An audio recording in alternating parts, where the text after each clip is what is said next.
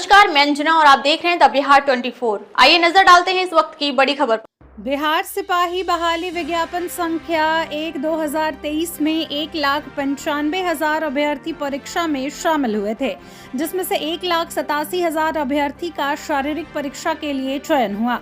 वहीं 511 अभ्यर्थी कदाचार के कारण परीक्षा की प्रक्रिया से निरस्त किए गए, तो वहीं 67,518 पुरुष, 39,550 महिला, 11 ट्रांसजेंडर ने इस परीक्षा में हिस्सा लिया।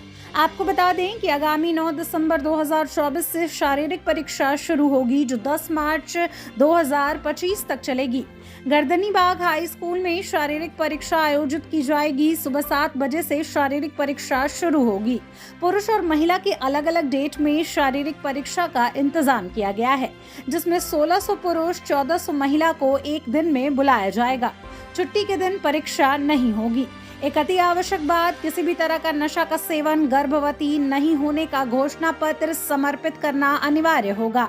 वहीं फॉर्म फिलअप और लिखित परीक्षा के समय वाला बायोमेट्रिक लिया जाएगा। प्रेस वार्ता आप लोगों के साथ हमने जो है आयोजित करने का फैसला किया इस रेफरेंस में कि केंद्रीय चयन परिषद ने विज्ञापन 1/2023 प्रकाशित किया था। उसके बाद लिखित परीक्षाएं उसके लिए, और उसके बाद अब सेकंड चरण यानी कि शारीरिक दक्षता परीक्षा की तरफ हम बढ़ रहे हैं। तो उसके शेड्यूल से आप लोगों को माध्यम से सभी अभ्यर्थियों और सभी लोगों को अवगत कराने के लिए और सभी को ये बताने के लिए कि किन किन चीज़ों की तैयारी के साथ वे आए थे। उसके बाद फिर मैं जो है आगे इस पर आऊँगा कि कब से हम ये आयोजित करने जा रहे हैं और कब से एडमिट कार्ड डाउनलोड किए जा सकते हैं।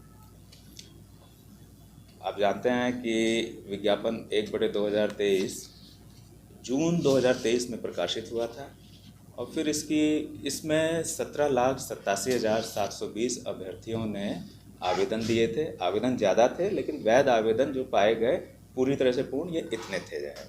इनके लिए एडमिट कार्ड इशूड किए गए और अगस्त 2024 में 6 चरणों में परीक्षा संपन्न कराई गई थी। इस परीक्षा में टोटल अभ्यर्थियों ने भाग लिया 11,95,101 और इसमें से 511 अभ्यर्थी इन कारणों से इनके कैंडिडेचर निरस्त हुए कि या तो वे कदाचार या में जो है लिप्त पाए गए, या फिर उन्होंने जो है अपने OMR और आंसर शीट और प्रश्न पुस्तिका आदि के जो है गलत नंबर भरे, चाहे जानबूझ करके या फिर जो है किसी और कारण से जो है। तो लिखित परीक्षा का मूल्यांकन के बाद 14/11/2024 को हम इसका परिणाम प्रकाशित कर चुके हैं, जिसके आधार पर जो हमारा मापदंड है कि जितनी रिक्ति है उसके आरक्षण कोटिवार 5 गुना व्यक्तियों को हमें शारीरिक दक्षता परीक्षा के लिए बुलाना है।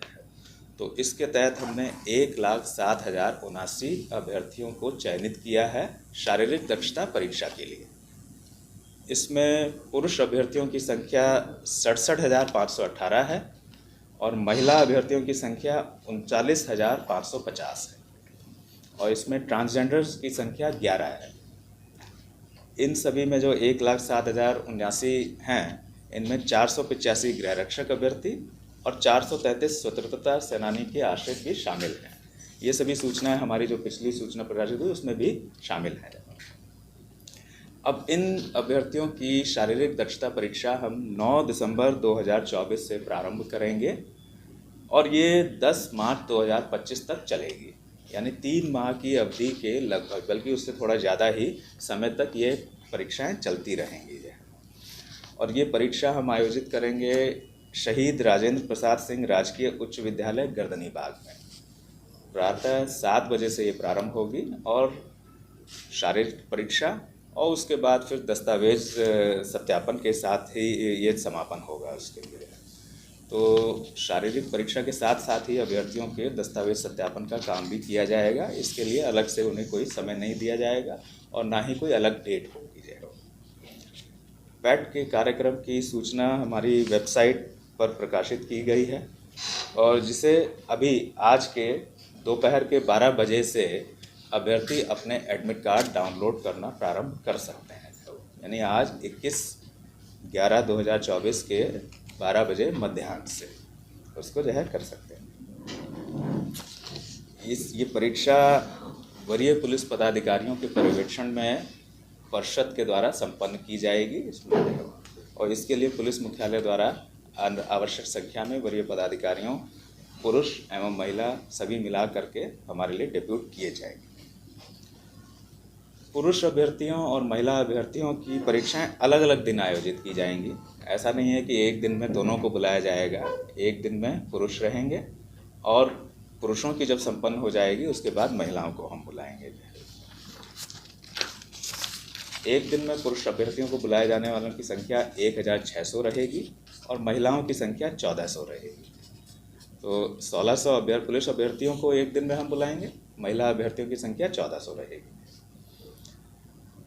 परीक्षा में भाग लेने से पहले सभी अभ्यर्थियों को शारीरिक या मानसिक रूप से स्वस्थ होने और जहां जिनके मामले में लागू हो, महिलाओं के में जो है वो गर्भवती ना होने और इनके द्वारा किसी भी प्रकार के उत्तेजक, मादक अथवा प्रतिबंधित दवाओं के सेवन न करने का घोषणा पत्र भी लिया जाएगा।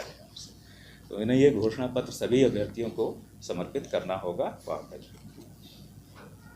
इस परीक्षा में दौड़ की, गोला फेंक की, ऊंची कूद की परीक्षाएं होंगी और इनके लिए मार्क्स प्रिस्क्राइब्ड हैं कि कितना अचीव करने पर कितने मार्क्स मिलेंगे। तो वो सब विज्ञापन में प्रकाशित हैं, डिटेल में सभी जो है उनको सभी अभ्यर्थी उसका अध्ययन कर लें। जानते भी हैं क्योंकि समय से होता आ रहा है, काफ़ी समय से, तो इसलिए सभी अवगत हैं, लेकिन फिर भी जो है वे पुनः उसका अवलोकन कर लें। पुरुषों की ऊंचाई और सीने की माप ली जाएगी और महिला अभ्यर्थियों की ऊंचाई और वजन की नाप ली जाएगी। इनके मापदंड सभी प्रकाशित हैं, उनको जो है वो देख लेंगे। और इन सभी इवेंट्स में यानी कि ऊंचाई वगैरह में भी जो मिनिमम मापदंड हैं उनको क्रॉस करने वाले ही सफल होंगे, माने जाएंगे। दौड़ में, गोला फेंक में और ऊंची कूद में, इन सभी में अलग अलग पास होना होगा। ऐसा नहीं कि टोटल में पास होना है, हर एक के इवेंट में अलग अलग अभ्यर्थियों को पास होना। किसी भी एक इवेंट में फेल होने या असफल होने का मतलब है कि वे आगे के चरणों में भाग नहीं ले सकेंगे और वे बाहर हो जाएंगे। तो इसलिए सभी अपनी हर चीज़ के लिए पूरी तैयारी करें। दौड़ की जो कार्रवाई होगी और उसके जो समय का आकलन होगा वो कंप्यूटरीकृत पद्धति से होगा। पहले भी परिषद वैसे ही करती आई है। अभ्यर्थियों के पैरों में जो है वो एक चिप और जो है सेंसर के माध्यम से जो है इनका आकलन किया जाएगा। इसमें मानवीय हस्तक्षेप नहीं है और मानवीय हस्तक्षेप की गुंजाइश भी नहीं है कि उसमें कुछ हल्का फुल्का जो है मैनेज किया जा सके, वैसी कोई पॉसिबिलिटी नहीं है। और समय का आकलन मिनट, समय, सेकंड में सेकंड के 1000वें स्थान तक आकलन होगा।